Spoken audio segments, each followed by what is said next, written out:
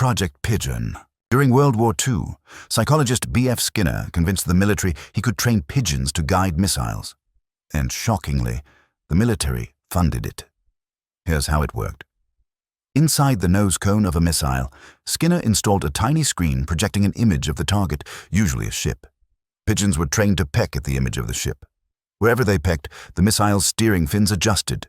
The idea was that the pigeons would literally fly the bomb by pecking toward the target as the missile fell. Skinner swore the pigeons were accurate, determined, and impossible to distract. And to be fair, the training videos show pigeons doing a shockingly good job. So why did the project fail? The program was cancelled after officials realized how ridiculous it looked on paper, no matter how well the pigeons performed.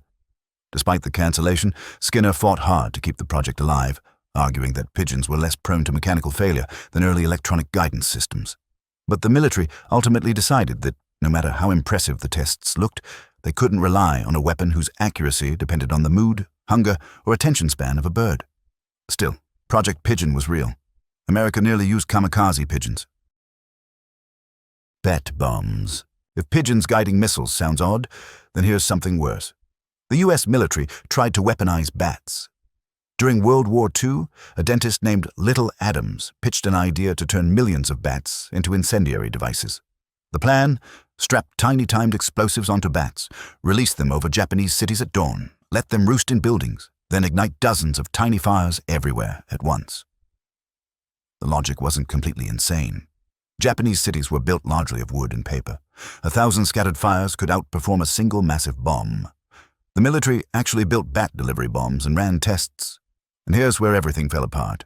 During a test at Carlsbad Army Airfield, the bats escaped early and accidentally burned down several U.S. buildings, including part of the base itself. The incident embarrassed officials and highlighted how unpredictable the bats were once released, exactly the opposite of what a weapon is supposed to be. Researchers also realized that coordinating thousands of living creatures with tiny explosives was far more complicated than the original proposal suggested, making the project look increasingly unrealistic even for wartime improvisation. The military quietly shelved the project. It cost millions, scorched American structures, and ultimately lost out to the development of the atomic bomb. Bat bombs suffered from the poor execution of the idea more than anything else. The Navy's ice aircraft carrier. During World War II, steel was scarce, and aircraft carriers were being sunk faster than they could be built. So one plan proposed solving the problem by building carriers out of ice. Yes, ice. Project Habakkuk was a joint British-American concept built on a strange discovery. If you mix ice with wood pulp, you get a material called picrete. It melts slowly, is far stronger than ice, and, shockingly, can even stop bullets. The plan was to build a massive floating runway made of frozen picrete, refrigerated from within by pipes so it couldn't melt. It would be the size of a small island. On paper, the idea was weird, but not impossible. A small prototype was even built in Canada. So why did it fail? Because once engineers did the math, the carrier would require hundreds of thousands of tons of picrete, thousands of miles of refrigeration coils, and a construction crew working in freezing conditions for months. It was too expensive, too slow, and too impractical, even for wartime. Engineers also realized that defending a ship made of ice posed unique problems. Torpedoes wouldn't sink it, but they would shatter sections of the hull, creating constant repair demands in the middle of the ocean. And even with refrigeration, the vessel would slowly deform over time, meaning the runway might warp or buckle after just a few weeks of use. Still, the U.S. military seriously evaluated building an iceberg aircraft carrier. Project Plowshare. In the 1950s and 60s, the U.S. believed nuclear weapons had peaceful uses, like digging canals, mining, and reshaping landscapes. This became Project Plowshare, a program dedicated to using nuclear bombs as giant earth-moving tools. One proposal, Operation Chariot, suggested detonating a series of nuclear weapons in Alaska to blast out a new harbor. Other Plowshare projects included using nukes to excavate a new Panama-style canal, creating underground natural gas reservoirs, blowing craters to test geological theories. This plan actually went through, and at least 27 nuclear tests were conducted under Plowshare. But this was unsustainable. They created radioactive contamination, damaged ecosystems, and produced more fallout than expected. The Alaska plan never happened because locals protested, scientists objected, and public confidence collapsed. As test data accumulated, it became clear that even contained underground blasts vented radiation into the atmosphere, sometimes spreading fallout hundreds of miles beyond the detonation site.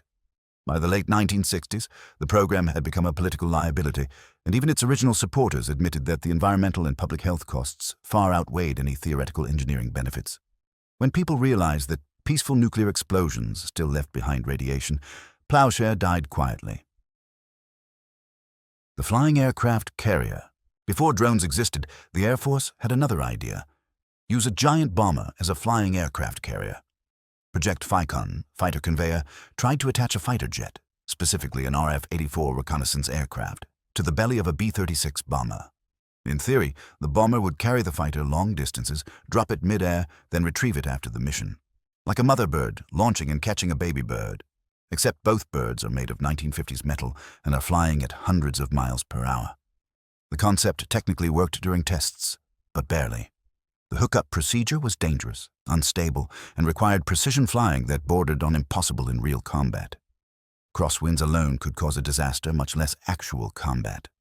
Pilots reported that attempting to reconnect with the bomber felt like trying to dock with a moving ceiling, and even slight turbulence could send the fighter oscillating violently beneath the B-36.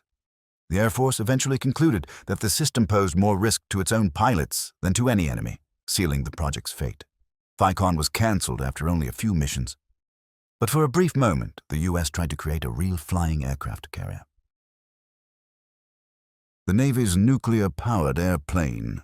During the Cold War, the U.S. wanted an aircraft that could stay in the air for days or even weeks without refueling. The answer? A plane powered by a nuclear reactor. The Aircraft Nuclear Propulsion Program, ANP, built multiple prototypes and even flew a specially modified B-36 bomber carrying a working nuclear reactor on board. Not powering the engines, but proving a plane could carry one safely. The plan was to eventually develop engines that ran directly off reactor heat. A nuclear plane would have near infinite range. So, why did it fail? Two reasons. Radiation shielding would have made the plane so heavy it could barely get off the ground. Crashing a nuclear-powered plane anywhere would be a global disaster. Engineers also struggled with how to protect the crew. Even with heavy shielding, pilots would have absorbed dangerous doses of radiation during long missions, essentially turning the cockpit into a slow-moving microwave. By the end, the Air Force realized that the supposed strategic advantage didn't outweigh the technical nightmares or the political fallout of putting a flying nuclear reactor into regular circulation. The project consumed billions of dollars and produced zero operational aircraft. It was finally cancelled in 1961. Nuclear planes remain one of those Cold War ideas that died for everyone's benefit. The gay bomb. In the 1990s, the U.S. Air Force lab at Wright-Patterson submitted a proposal for a non-lethal chemical weapon designed to alter enemy behavior. One option: a chemical agent that would cause enemy soldiers to become disoriented and behave unpredictably. Another option, and this is the part that became infamous, suggested using chemicals that might disrupt hormones and potentially cause enemy troops to behave more affectionately toward one another. The media nicknamed it the gay bomb. The idea was so absurd that even other Pentagon researchers basically rolled their eyes, realizing this belonged in a bad sci-fi comedy, not a military lab. When the proposal leaked years later, it instantly became a national punchline. It was never developed, never funded, and never tested. But the fact that it was seriously proposed and included in an official research request makes it one of the strangest entries in U.S. military history. Operation Acoustic Kitty. During the Cold War, the CIA attempted to turn a cat into a mobile listening device. The idea behind Acoustic Kitty was straightforward. Implant a microphone in a cat's ear canal, a transmitter in its body, and use it to eavesdrop on Soviet officials in public places. The CIA spent millions on surgical implants, training and conditioning the cat to approach specific targets. The first test mission took place in Washington, D.C. The cat was released, wandered into traffic, and was immediately hit by a taxi. Handlers spent months trying to train the cat to move with purpose, but it mostly responded by wandering off, getting distracted, or ignoring commands entirely. Classic cat behavior that somehow didn't improve even with millions of dollars behind it. The CIA eventually admitted that no amount of conditioning could override a cat's natural instinct to do whatever it wants. The operation was declared unworkable. Even if the cat had survived the test, officials quickly realized cats do not follow instructions and are basically the worst choice for a controlled intelligence operation. Acoustic Kitty is one of those projects that proves not all ideas should leave the brainstorming stage.